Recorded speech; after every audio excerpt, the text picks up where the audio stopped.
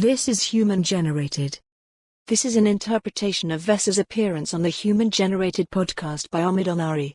The two met during a day of keynote speeches at the Mohammed bin Rashid Library, where, as it turns out, both of their topics touched on not only art and its implications, but also spirituality. It was no wonder that when VESA and Omid sat down to record this podcast, the deeper topics were soon elaborated on. Watch the conversation on YouTube. Watch it on Spotify. Why read further, or return? Breakdown, links and illustrations. The conversation took place in late May when Dubai was plunging into the hot temperatures. VESA told that as a 44-year-old, the elapsing winter was the first where he had enjoyed consistent warm weather, being natively from Finland and having lived in the UK for several years. There's a lot of cold trauma still to be purged, he said.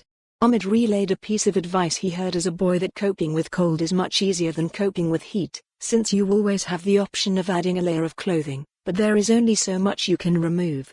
This advice also speaks to how personal our relationship with the weather and our immediate surroundings is. We rationalize our emotions towards it via stories and these pieces of advice that we tell each other.